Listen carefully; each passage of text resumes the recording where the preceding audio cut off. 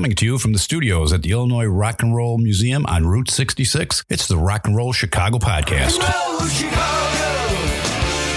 roll Chicago, my hometown. Well, I was born in the city, gonna rock your city, Chicago.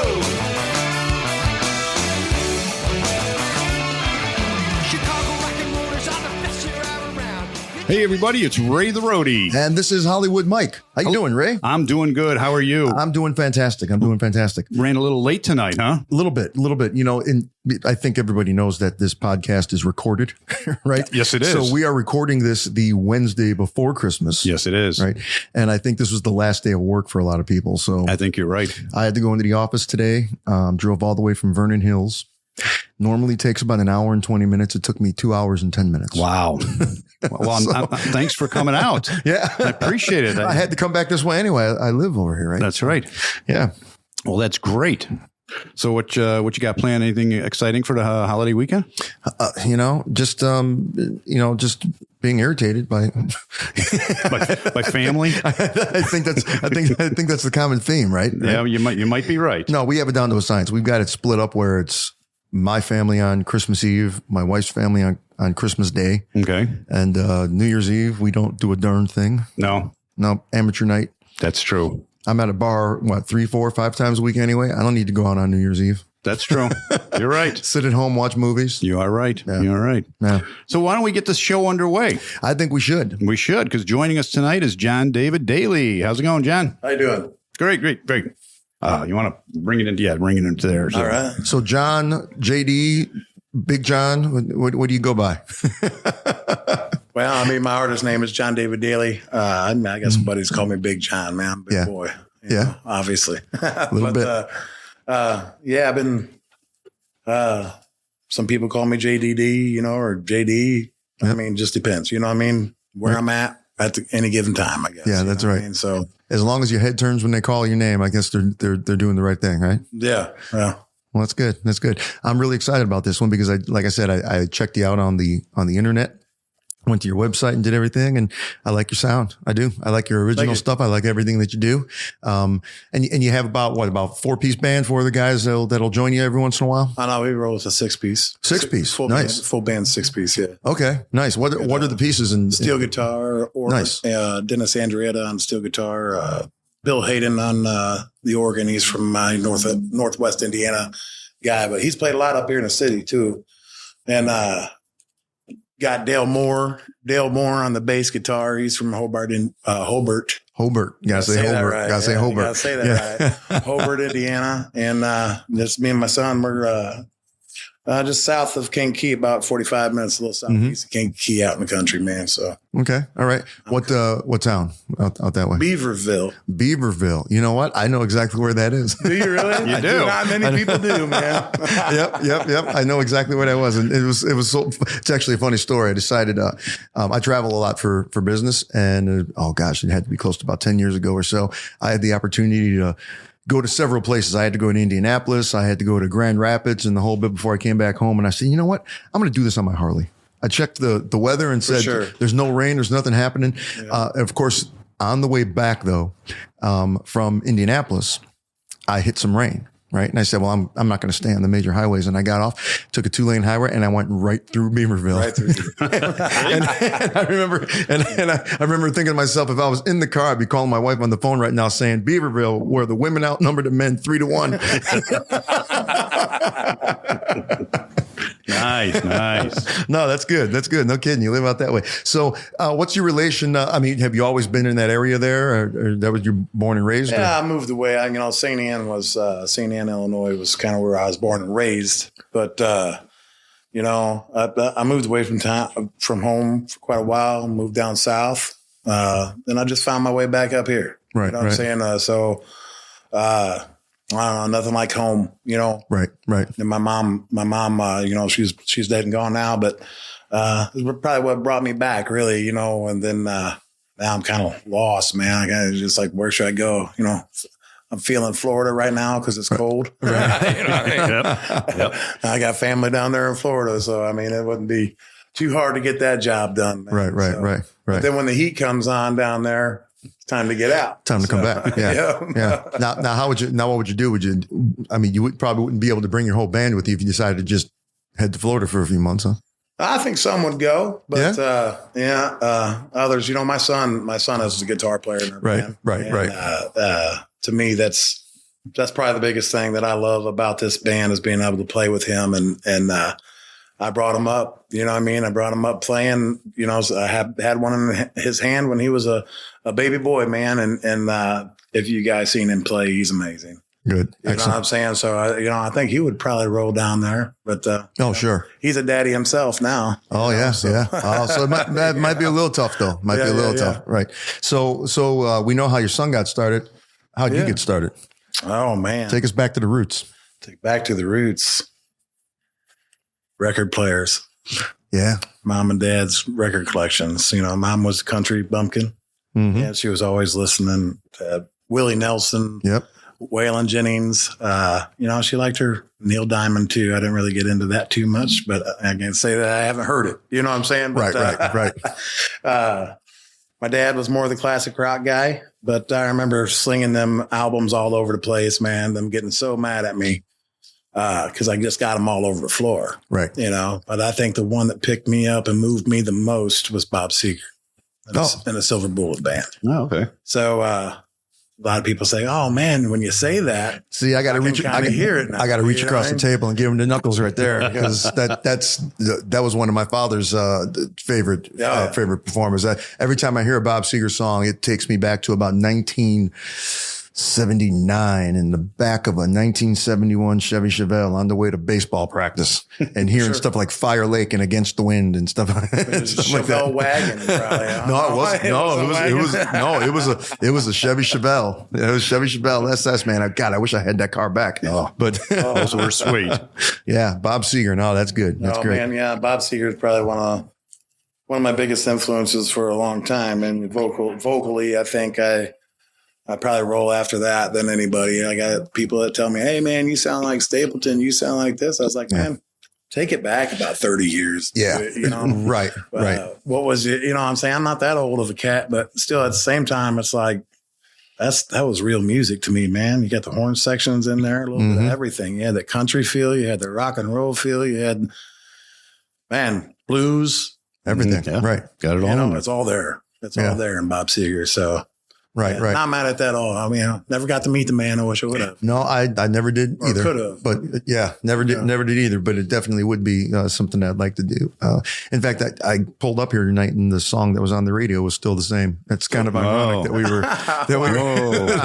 talking about that. Oh man, yeah. The thing about Bob Seger is I think Bob Seger made country music palatable for the city folk. Because he had he was rock and roll, right? But he had a lot of things when you listen to songs like Fire Lake and Against the Wind and, I'm drawing a blank right now. It doesn't matter. Those two will suffice, right? Because Detroit's a big country town. Right. It is. But it has that classic rock and roll sound, but it has a lot of country twang to those things. Right? Yeah, it does. Yep. So people in the northern area of the country who like country music, but you don't get to hear a lot of it. I mean, you do now because of radio. You could put on a Bob Seger album and you'd still kind of get that country fix a little bit. Yep. And I think Bob Seger was kind of like a gateway artist for a lot of people to kind of move over to the country genre for sure. True. Yeah. I feel that. Yeah. Who else influenced you? Oh man. Well, all the classic rock stuff. Yeah. I would have to say, Doobie Brothers. Oh yeah. I mean, Steve Miller Band. Yep. We just keep on going up from there. Head East. Yeah. Yeah. Remember Head East? Yeah, I do. Out of St. Louis. Yeah. Head East. It's a band I really thought never got attention, man. You know what I mean? I would agree. The attention that they needed to get. And, they were big in the Midwest. That's about it. Funny thing, I don't remember his name at the time, but I was playing in a band way down in Southern Illinois. And where was that town called? Olney, Illinois. Okay. I'm trying to remember the name of the venue, but that doesn't matter, I guess. Tornado Cafe Monsoon Lounge. Oh, look at that. Wow. It just come up, man. That was You, kind of crazy. you couldn't remember that. I haven't thought about this. I haven't thought about this in years. That man. Prevagen is really working well. And I ended up on our band at that time, which I don't even remember the name of that, but the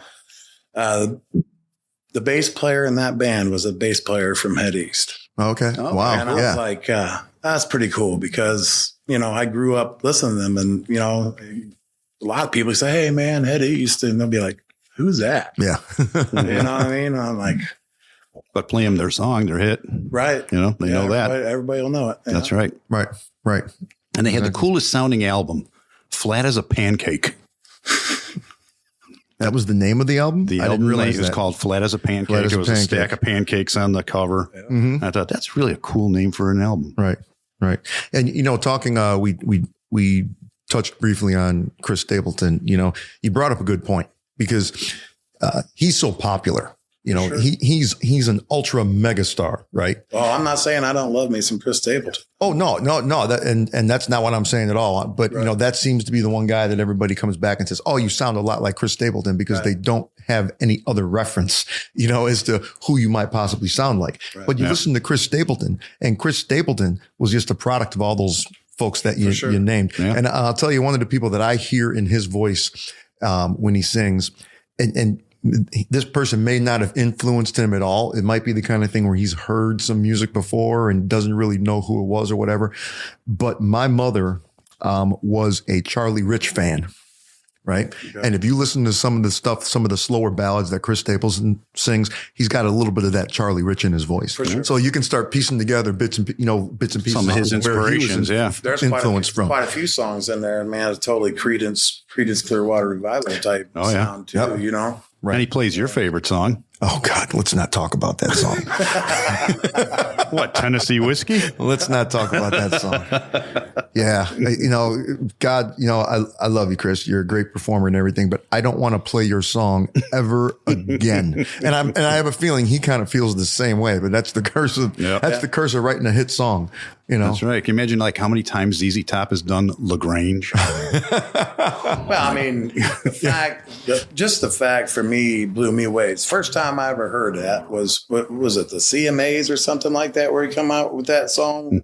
First time I ever heard it. I think it was. Man, I'm like, that's got that touch. I'm already thinking that of James. You know what I'm Of saying? course, On right. top Oh, yeah, of that. yeah, And I'm right. like, everybody's like, oh, you got to play it like that because that's the way that, dude.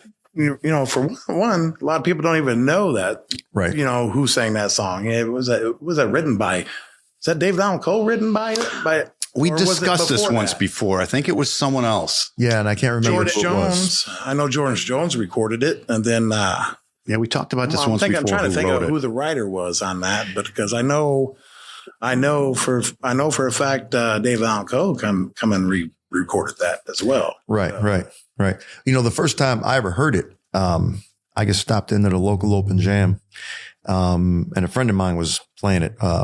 Woman that's got a fantastic voice. She sounds exactly like Melissa Etheridge. Nice. And I had heard the Etta James song many times before because I'm a blues fan. I'm a blues For guy. sure. Yeah. And so she started playing Tennessee Whiskey with the intro with the baritone sounding guitar and everything. But then she goes into I'd Rather Go Blind. Yep.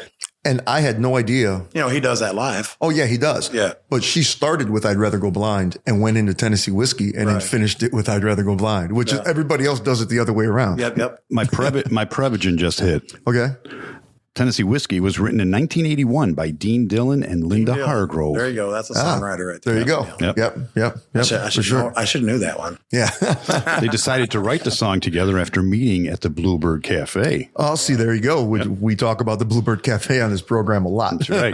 That's Yeah. right. Excellent. So you've put together your sound and you've got your influences in the whole bit. Who do you think you sound like? I mean, other than yourself, obviously, of course, but I guess, do you feel you're influenced enough by a lot of these folks that you can hear a little bit of them in your writing and your singing and everything else? I really try not to get influenced. Okay. You know what I'm saying? Sure.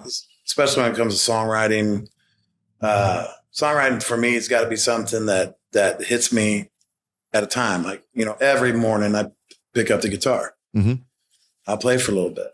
If nothing's hitting me in 20 minutes, I put it back down. That's a You good. know what I'm saying? That's good practice, right? Right. So I don't really try to focus on it with like like the writers down in Nashville, which I've written with Corey Lee Barker down there. Mhm. I don't know, they approach it from, hey man, let's go off an idea. I want an idea to hit me. Organically. Yes. Yeah. Right. Yes, I know. Right. I know exactly what. Yeah. So, yeah. Let's write a song that sounds like a Gordon Lightfoot song. Well, let's Yeah. not. Right. Yeah. Are you a melody first or a lyrics first guy? I'd have to say melody, man. Yeah. You know, Yeah. I want to be picking around on the guitar, and I hit this riff, I hit this chord. You know, I used to be a hard rock guy too. You know, Mhm. albums that we dropped back in that day. Okay. You know, probably not what we're talking about now, but you know, it was heavy, way heavier music. But I don't know, I've always been that kind of guy that let me hit the chords, let me hear a piano, or let me hear something, and then I'll get something rolling around in my head and put her down. You know. Mhm. Yeah. So, Well, what do you have prepared for us? I got a bunch I'm hoping you're ready to do a few. I got a bunch of tunes, man, to be honest with you, man. I mean, we can start out on that Bob Seger note.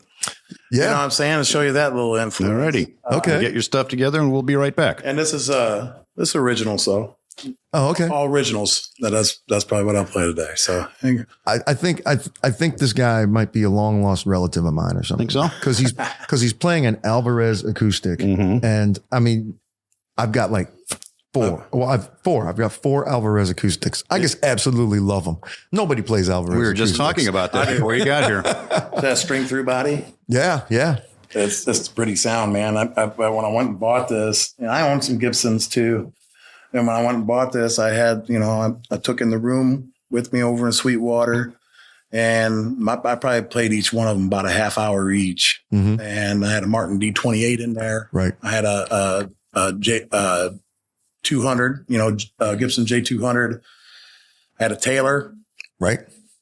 which I'm sorry to say that was the worst one out of all of them. You know what I'm saying? I don't know what it was, but when I grabbed this one, it had such a solid sound to it, man, that I had to have it. Yeah. And Don't you love when you find a guitar like that and you didn't have to break the bank to get it? so speaking of, yeah, Yeah. I did break the bank to get it. Oh, did you really? Yeah. $2,200. Oh, really? Wow. Okay. $200. So that's one of the extra special Alvarez's. Well, I guess you're going to say that. Well, it's Come with all the LR bags in it already and everything like that. Matter of fact, I went home and, I gig out a lot of acoustic shows. So me and my son do together. And I come back home and I had this Epiphone EJ200 Mhm. that I just wouldn't use. I wouldn't use. It sat on the wall for 10 years. Man. Yeah. I went out, got that LR bag system, same one that's in this one, put it in there.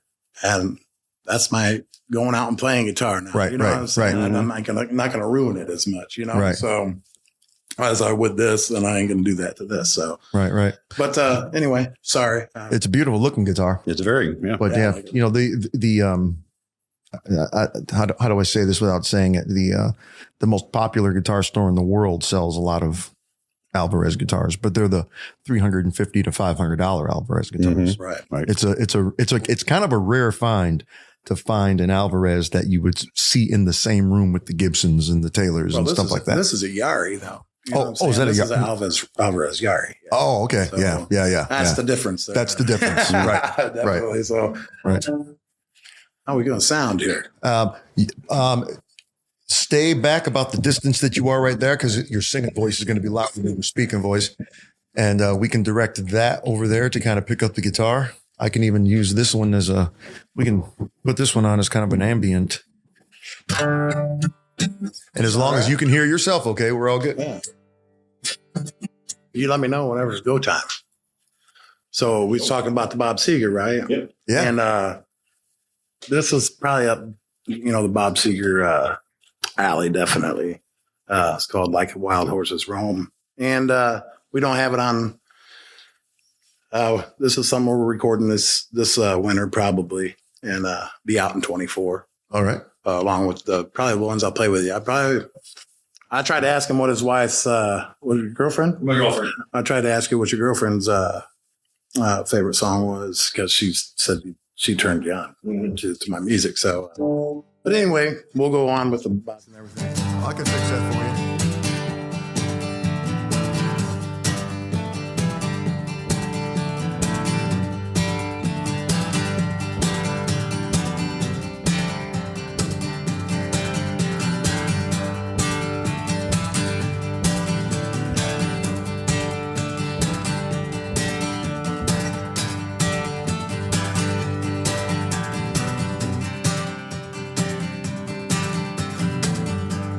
Life's been crazy, life's been a drag.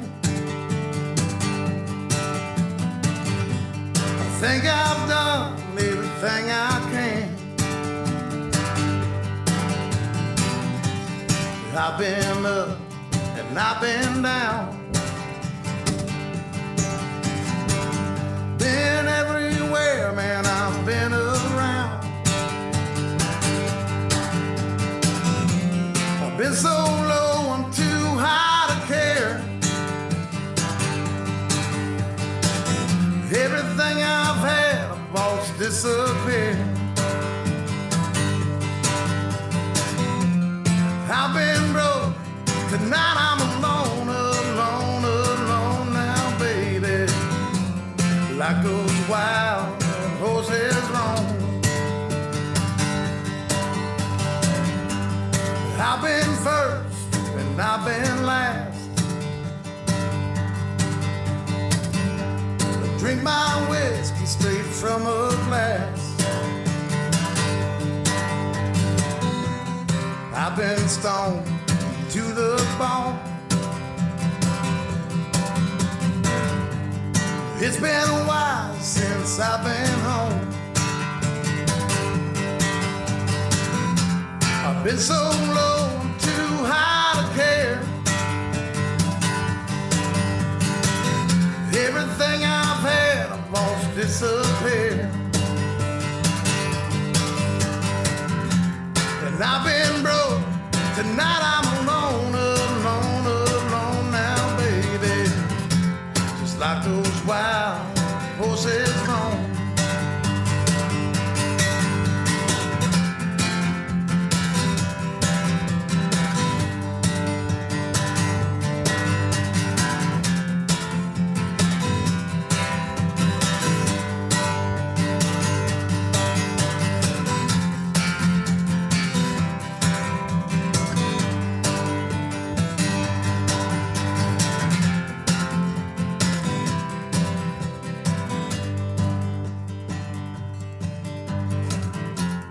Like those wild horses roam. Just like those wild horses roam. Just like those wild horses roam. Just like those wild horses roam. Just like those wild horses roam. Just like those wild horses roam. Running on now, baby. Just like those wild horses roam. Ooh, yeah. Just like those wild horses roam.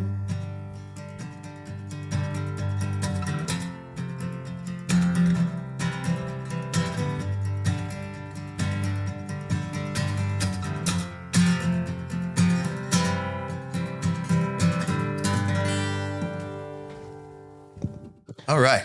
There's a Rock and Roll Chicago podcast exclusive. Never heard before. Yeah, there you go. Very good. Was it scary? Was it? No, sounded good. Not Sounded that good. scary. Yeah. And that guitar's got a great warm tone to it. I don't know. It is pretty warm. Yeah, it sounds great. And I was wondering if it was too warm there. Yeah, for a no. second, you know what I mean? No, it was okay. It sounded good to me. It could be just all these headphones work differently. It's kind of strange, but it sounded great over here. I was kind of working the levels a little bit and everything for you while you were playing. As you hit it harder, I brought it down a little bit. I didn't want it to overpower or anything. Right. So, but are you hearing everything else okay? Because I did kind of mess with it a little bit. We're all good. Yeah, I think I'm hearing things a little bit better now. Yeah. Okay, good. I know I know a little bit about what's going on. Do you? Yeah, just a little bit. Yeah, they don't let me touch this stuff, in my band. They leave that up to the That's right. professionals. To the professionals. That's right. Yeah, that's right. So, influenced by Bob Seger, you said. When did you write that? Was it kind of like earlier in your career, or what? I've probably been sitting on that song for 10 years. Right. I've written a lot. I got a lot of songs that I've written. Right. But, getting them out there is the other thing. You know what I'm saying? I feel like I just don't want to put them out there. I want to go do it professionally, and that's why I use Nashville. Right. You know of what course. I'm saying? I go down there. Like the first studio album that we did down there was pretty awesome, and pretty much playing with Luke Combs' band. Oh, nice. Down there. You know what I'm saying? Right. Me and my son with Luke Combs. Wow. Band. That's cool. Yeah, that's pretty cool. Yeah. And the producer on that was I think it was Kenny. I know his name. And I'm just gonna, lose. I'm just gonna go right out of my brain right now because I'm sitting here. But Direct Image Studios, where we recorded that album, and that was The Highway. And it was a great experience, man. But whenever I wanted to go back down and record, I didn't want such a quick thing. I wanted to play around with tones. I wanted to play around with stuff. I wanted to, the first one was kind of like, oh, let's cut it. We're in and out. Right. You know what I'm saying? Second one, I recorded down there. I ended up running into a guy while I was down there at a place called The Spot in Nashville. Down, what was that, on the West End, I think. Yep, think so. Yeah. I'm pretty sure I've been there. The Spot. Yep. Yeah, it's a cool little venue. Mm-hmm. I like that better than I do the Strip. I don't even like when I go down there. I don't even like the Strip, man. No, I agree. There's so much cooler stuff. Oh, right. There, yeah. Yeah. And my main focus is to record anyway. So I ended up running into a guy named Tom Vrim. Okay. And then kind of oddly, he ended up being from Champaign. Oh, wow. And he's a producer down there. And we turned into good buddies, man. What now? Does he own a studio? He don't own a studio. No? He runs out of Blackbird Studio. Out of Blackbird Studio. Yeah. Okay. I know Blackbird. Yeah. Yep. And that was a sweet studio to work in. Nice. Okay. You know what I'm saying? They got everything you want, man. If I wanted to, I did. I picked a 49 J200 off the wall. Wow. Yeah. And that's what I use on my recording. Oh, wow. Yeah. No kidding. Cool. Yeah. Recorded a song that's kind of like Johnny Cash with that thing, man. I figured, man, I got to have something old. Yeah. Yeah. gotta have that sound. Yeah. And we got to record that with actually Johnny Cash's bass player too, and that's the bass player that we chose to work with us on that on this last album, which was Somewhere on the Other Side. And just working with that man. His name was Dave Roderick. Okay.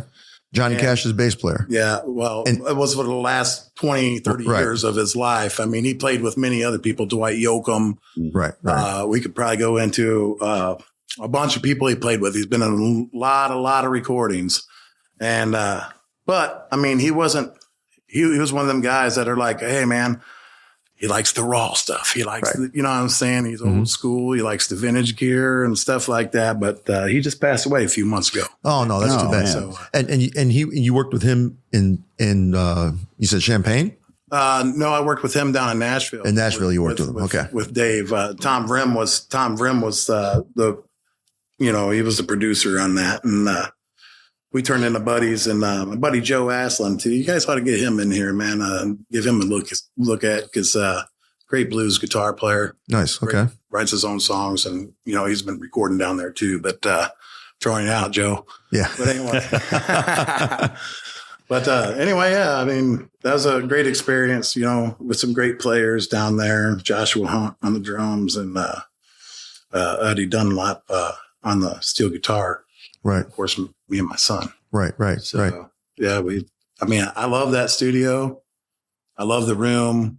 It's got the reverb chambers in it. Of course. You know what I'm saying? Yeah, so right. he was like, well, there's a difference between building a studio and making a studio. right. Anybody can make a studio, we can put up some walls and some sound deadening material and do it in the garage. Right. But then you've got guys that build a studio. Right. And they build it specifically for just, okay, we need everything to sound the best it could possibly sound in this room. Which I've done in my house. Right. And that's where I do my demos and everything like that, but I only got a drum room. Right. And then I got the control room, basically, but am I going to put that out? Do I know the ins and outs of recording like them guys do? No. Right. You know what I mean? So. Right. That's always a fantastic experience to actually to go into a studio in Nashville. It's like, cause you almost feel the ghosts. You know what I mean? Yeah, you do. I mean, talk about this Chris Stapleton thing again. I mean, I was sitting right in the same spot. He was recording Traveler. Right. You know what I mean? I'm like, that's pretty cool, man. Right. Not only him, Paul McCartney. Oh yeah. Right. You know what I mean? So it's like, who else has sat here? Yeah. Many. Right. Many, Yeah. It is an overwhelming feeling, like I was literally standing, my 2 feet were standing in the same spot that Smokey Robinson's feet were standing in the original studio in Motown, and stuff like that. It's just like, wow, this is just really cool. Yeah.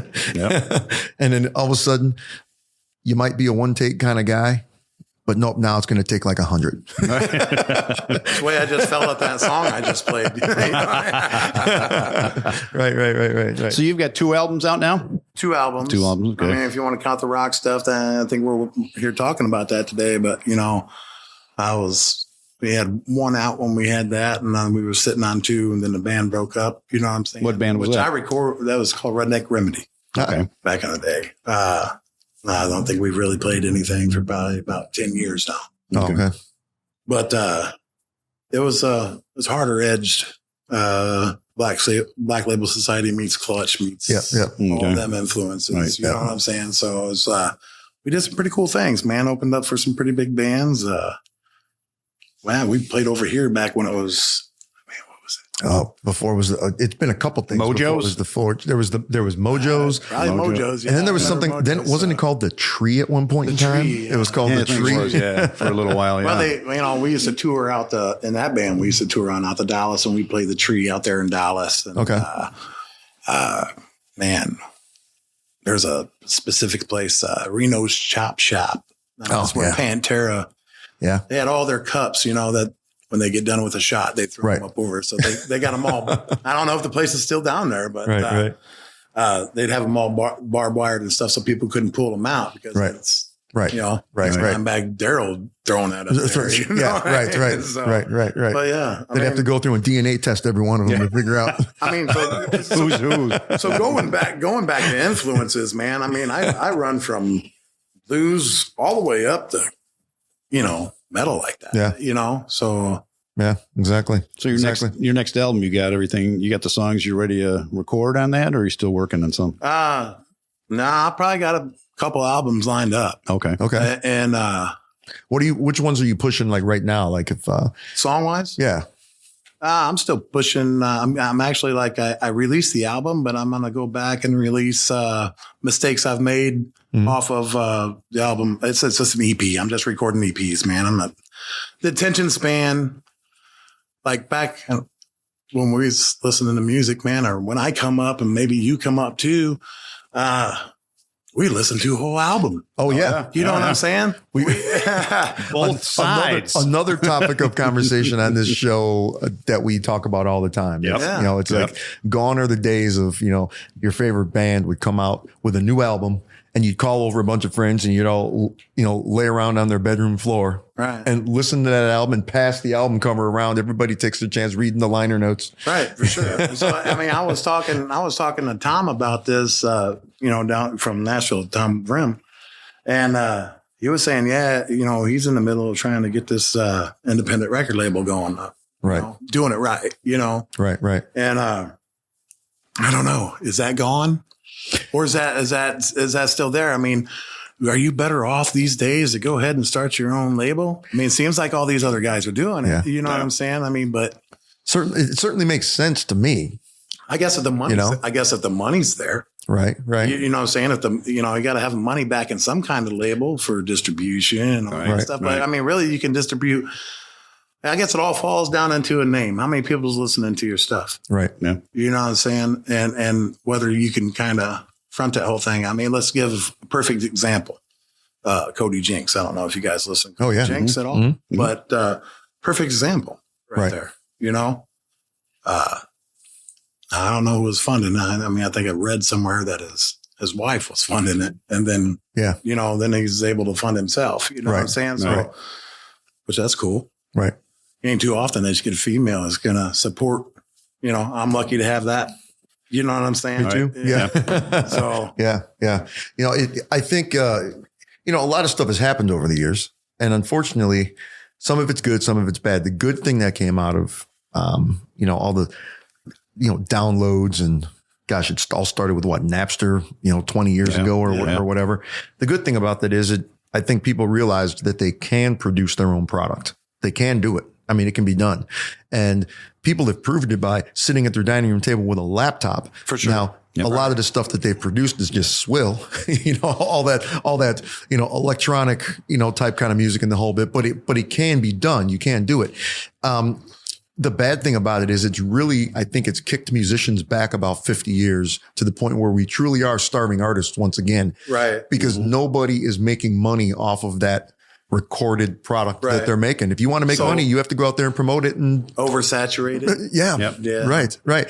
And the fact that somebody can download one song, I like this one song by that person. So I'm going to download that one song, and to hell with the rest of the album. Right. I hate that because man, you're getting 1%, your small percentage of the story that artist is trying to tell you. Right. It's so true. And then, I mean, let's talk about that for a minute, Spotify. Yeah. And, which I don't know what you should say at this point, besides the point that, I read here in 24, if you don't get so many plays on something, all that's going, it's like, so wait a minute.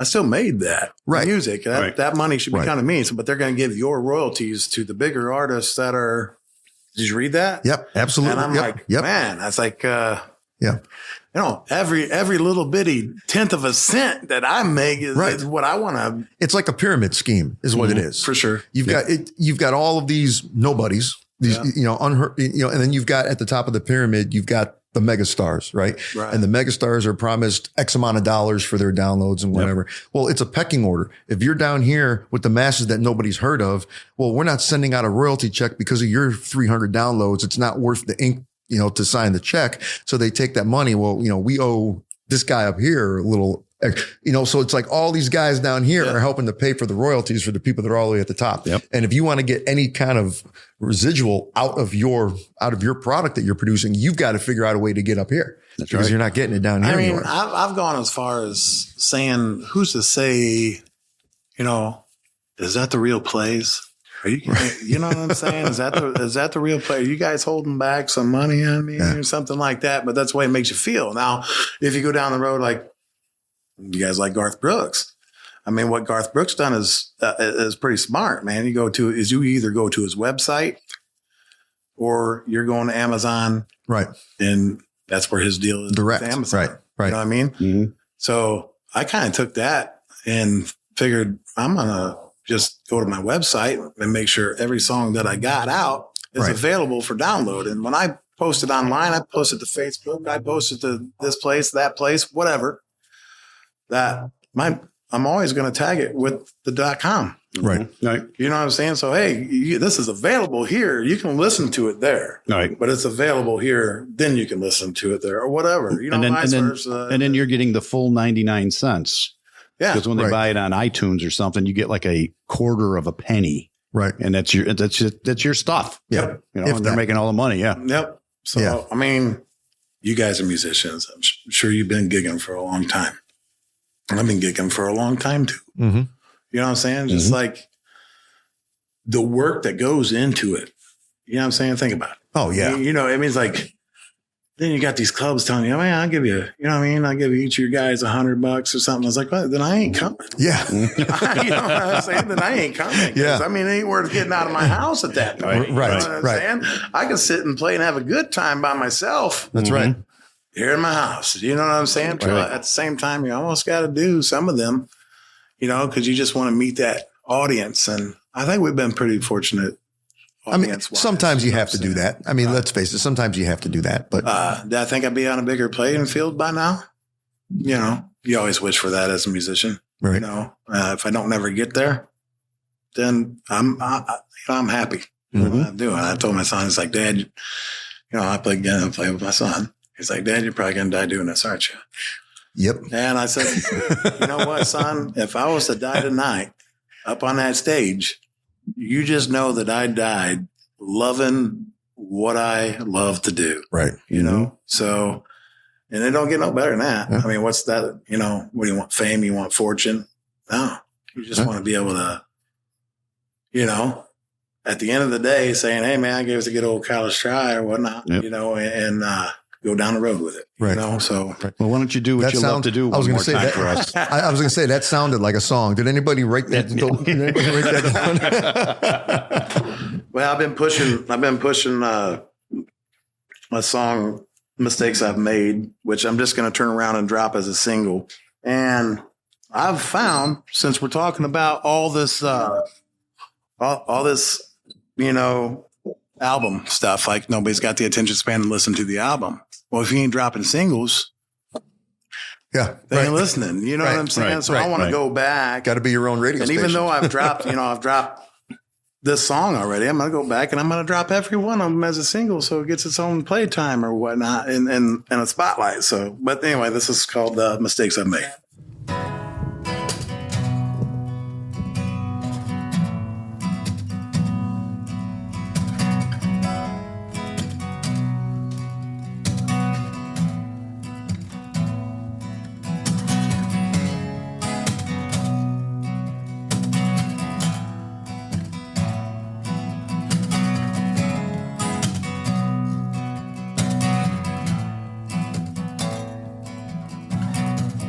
Everybody makes their own mistakes. Broken hearts and broken glass is sometimes all it takes to realize the honest truth. I realize that everything you ever said was fake, and I believe the mistake I made was ever trusting you.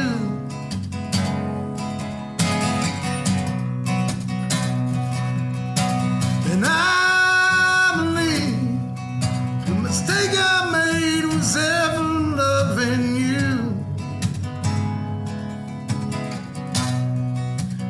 Ever loving you.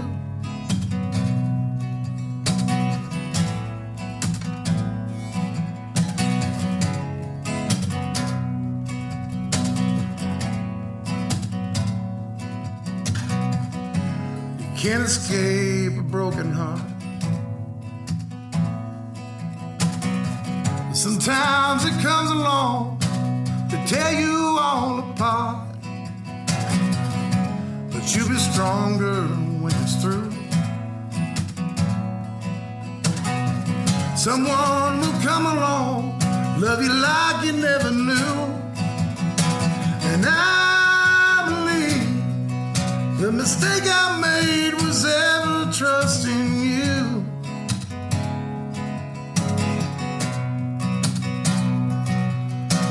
And I believe the mistake I made was ever loving you.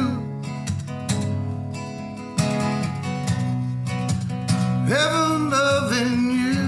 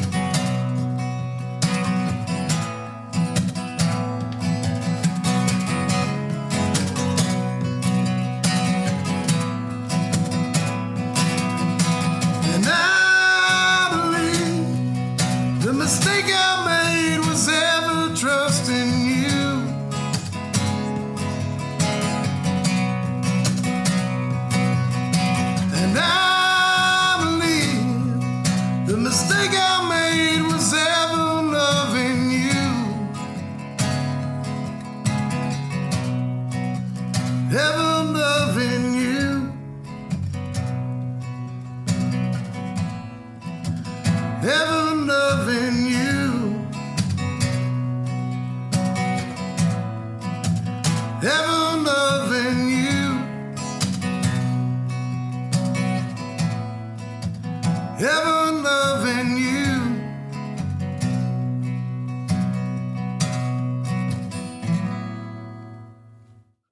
Very powerful. I like that. Very one. nice. Yeah, Very nice. Very Excellent. nice. And what album is that on?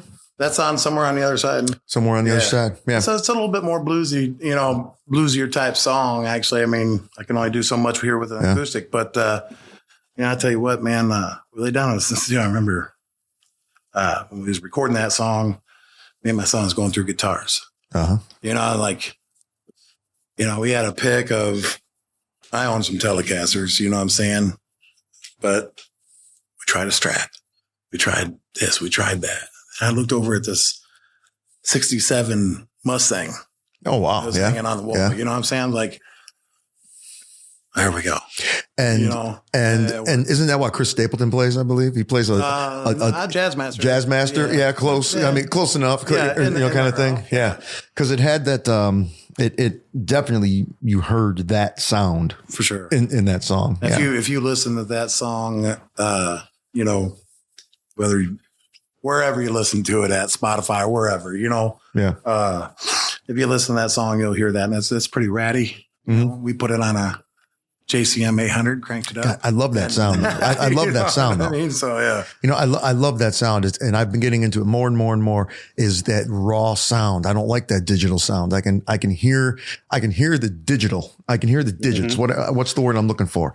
I can hear the digital in the digital. Yeah. And I don't want to hear the digital. It's processed. Yeah, right. It's not a natural sound. I feel you, but for all these live shows that we do, man, I've come pretty dependent on that head rush.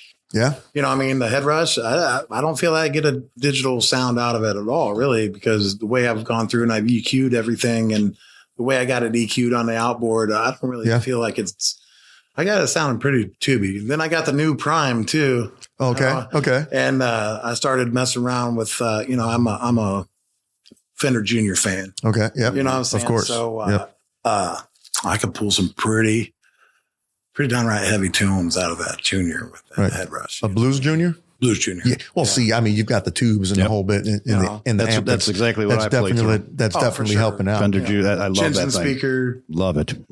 Yeah. Yeah. When I say I can hear the digital sound, I mean in recordings. Oh yeah. And it's, I mean, let's face it, it is so darn expensive to go in and say, you know what, I want to record everyththing to tape. No, you can't do it because it's hundreds of dollars for one of these reels of tape. But before you've even put down a note, you're into it for at least $500. Our keyboard player's got a couple of them. He's got a couple of reel to reels. Yeah. And he's got some old school equipment down there. I'm like, damn, dude. But awesome. It sounds great, and you can hear because I years ago I went into a studio and I was with a band that had a couple guys that were older than the other two in the band, and ironically, I'm their age now. So, geez, I just aged myself. You're old. Yeah, but they insisted that we recorded on tape, and I was like, okay, whatever. I didn't care, man. But when we got that finished product, I was like, I could hear the difference. Man, I could hear it because the recording sounded like we were just all together playing in a room, and you didn't hear it didn't sound digital at all. And I was so glad we did it that way. So, but yeah, it's very difficult to do. I mean, even to find a studio that's got a machine that's worth to record reel to reel. Yeah, I don't even know if they make them anymore. I've never been down that road myself, but I mean, would it be cool? Yeah. It'd be cool. It would be cool to do it one time, especially if you're a fan of the vintage type. Everything. You Yep. know what I mean? So I highly recommend if you can find a studio to do it one time just to go through the experience, because it is a different experience. It's not like, oops, I made a mistake. We'll just keep going. We'll fix it later. Right? Nope. We got to do it over again right now because there's no plucking that note off the computer screen and putting it over here and then duplicating it 12 more times to make it perfect. There is none of that. Nope. So, yeah. So being it's February now, you got any gigs coming up? Are you planning on any kind of stuff or? We got some stuff going on the calendar. I mean, we got some summer stuff already booked up. We get, already end of the year stuff booked up. So trying to keep it, I want to be hitting the studio. So I'm trying to make time to make sure that we're getting in the studio. Like I said, I've got a lot of stuff to record. I want to make sure that I make some time for that. Cause this year, I didn't, this past year, I didn't really do that. It it was show, sometimes five nights a week. And then you're burned out and you're rehearsing one of the nights of the week. I mean, if you listen to my voice right now, why it's scratchy, I need some heel time for that. Yeah. Right. You know what I'm saying? And it's been like that for, didn't help that, cold's running around, whatnot, but still it's just like trying to sing through that and still work through that. And, I kind of need a break here and there, get it back. And I also kind of feel like I fell short of writing very many songs this past year. I want to try to, make that something that I'm doing in 24 here. Make it more of a priority. Right. Yeah. I mean, you can lose track of that pretty easy, I think. Right. And I don't care. I want to say, like, I don't care whether my songs ever go anywhere, man. It's just a personal goal of mine. Right. You know what I'm saying? Like, if I can, like my son, say he takes that and does it. He's got all them recordings. Mm-hmm. You know what I'm saying? And speaking of a songwriter, he's a songwriter too. Mm-hmm. So no doubt that he can take that and when Pops kicks the bucket going down the road tomorrow. You know what I'm saying? Goes ahead and does that, so yeah. Yeah. So if somebody wanted to buy an entire album, can they do that on your website? Yeah. JohnDavidDaily.com. Perfect. We'll send it right out to you. Merch wise, that's something that I kind of want to focus on bringing up to this year. Different ways to grab attention, I guess. You know what I'm saying? Like I said, you can go on there and you can download, if you hear the song that you like and you want to have it, singles. I mean, I got singles there are all available there as singles. You don't have to buy the whole album. Right. But I prefer people to kind of go there and buy it off the website and support the artists that you're listening to. You know what I'm saying? Amen. Don't just go and, oh man, I got Spotify because, man, we ain't making no money. Yeah. Ain't none of us making no money, man. I was like, I got a buddy, man. I ain't going to name the cover band or anything like that, but he used to be out here in Chicago. He's out in LA now. And he's, I will tell you, he's doing a Tom Petty tribute. Okay. And it's working good out there in California. Mm-hmm. They got it going on and, making fat cash. Mm-hmm. Rolling that. Mm-hmm. You know what I'm saying? I'm like, tribute bands are raking it in right now. Yeah. It's like, big. And almost every state now has their own summer festival where it's just tribute bands. Right. It's like, man. Don't get me wrong. I like to see a good tribute band. I do. You know what I'm saying? But at the same time, it's like, man. Somebody do a tribute band of me. It's like, man, I just want to get out there and be heard. But then again, we could talk about it all night long and talk about how it's oversaturated and stuff like that, man. But I'm still a firm believer in a song. Yep. Mm-hmm. It's a song that somebody's going to hear and then it's going to go, wow. You know what I mean? And it's still like that, though. Right. It's still like that. You're still hearing songs that, man, that's grab. Let's go back to Stapleton, that White Horse song. Yeah. Right on there. I was covering it that week. Right. Right. You know what I'm saying? Right. But anyhow, yeah, you can go to JohnDavidDaily.com and all the merch is there, all the ways to book us, everything. I got an EPK page right on there, All righty. which I probably need And Facebook too. I need to update that. I'm not a wizard, man, at that stuff. Yeah. Right. I do it all myself though. Mm-hmm. Right. So I don't got nobody doing it for me, and I have a hard time with trust in this industry. That's another song. Yeah, That's another song. That's another song for another time, everybody. Another song for another time. For sure. So, John David Daily. Thank you very much Give for him a coming listen, in, everybody. man. Well, hey, thanks for having me, and go give me a listen. And if you dig it, share it. And if you dig it that much, bring me into your closest town, and we'll come and jam for you. Wow. There you go. Excellent. You know where to find them. Thanks a lot, John. Thank you. And there we go. John David Daily. That's right. And his son is John David Daly Jr. So he's JDDJR. A lot of initials there. It certainly is. I hate to when people compare me or compare other friends that I know who are musicians. I hate when you get compared to somebody and people say, oh, you sound like this guy. You sound like this guy. Right. You'd like to think that you sound like yourself. Yeah. But man, you could hear the outlaw country influence in him. Definitely. The Bob Seger and the Chris Stapleton and all, I mean, literally all the people that he named, you heard bits and pieces of every single one of them. Yes, you did. In him. He's got my wife would absolutely love his music. She loves those gravelly voiced, manly men. Rock and country, whatever. Yeah. It's like, it's becoming like its own own genre now. It is. I mean, rock, country, blues, it's a conglomeration of a bunch of stuff, and it's becoming a genre. Yeah, it's like, what are you going to actually call it? We don't know. We should figure something out and trademark it. And we should absolutely. That's a good idea. You know what? I think we're going to go next door and we're going to have a few Christmas bourbons. And we're going to figure this out. We're going to call that. We're going to figure this out. And we're going to make millions. That's right. And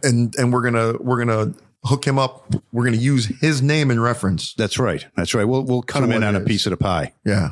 So, all righty. Well, that was a lot of fun with John. Thanks for joining us as you do every week. I hope it's every week. Join us every Tuesday for another exciting episode of the Rock and Roll Chicago podcast. See ya. I'm Christy from Crime Cave Podcast. I've had a huge interest in true crime since my days of watching marathons of Snapped back in the mid-90s. I needed an outlet to talk about the cases that have haunted me for a very long time. With each episode under 20 minutes, I shine a light on some of the most bizarre cases in the last 50 years. Join me in the Crime Cave. Hi, I'm Rick Anthony. I'd like to thank my radio brothers, Ray the Roadie and Hollywood Mike, for allowing me to tell you about my podcast, the Someone You Should Know podcast. We spotlight musicians, authors, and interesting people, and we like to say we're making a difference one artist at a time. The podcast is heard twice a week on Mondays and Thursdays, and you can check it out on your favorite streaming platforms and on the web at someoneyoushouldknowpodcast.com. That's the Someone You Should Know podcast with me, Rick Anthony. Making a difference, one artist at a time. The Rock and Roll Chicago podcast is edited by Paul Martin. Theme song courtesy of M&R Rush. The Rock and Roll Chicago podcast does not own the rights to any of the music heard on the show. The music is used to promote the guests that are featured. Rock and roll Chicago.